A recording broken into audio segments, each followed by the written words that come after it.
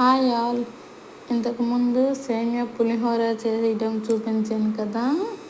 ఇది సేమియా ఉప్మా పొడి పొడిలాడుతూ ఎలా చేసుకోవాలో చూద్దామా. వేయించేయాల్సిన పని లేకుండా ఈజీగా చేసుకోవచ్చు. డైరెక్ట్ సేమియా వేసి అది కూడా తాలింపులు కాకుండా నార్మల్గా మనం ఉప్మా చేసేలాగా చేసుకోవచ్చు. ముందుగా ఆయిల్ వేసుకొని ఆయిల్లో ఉప్మా దినుసులు వేసుకొని ఆ తర్వాత ఆనియన్స్, పచ్చిమిర్చి, అల్లము కట్ చేసుకొని వేసుకొని అందులో వాటర్ యాడ్ చేసుకోవాలి. అందులో సాల్ట్ వేసుకొని బాగా మరిగాక కొంచెం సేమియా వేసుకొని కలుపుకోవాలి. కలుపుకున్నాక కొంచెం వాటర్ ఉండగే బాగా కలుపుకోండి.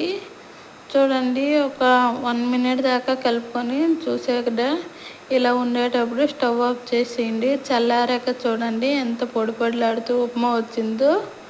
ఒక లైక్ చేయండి. Bye bye.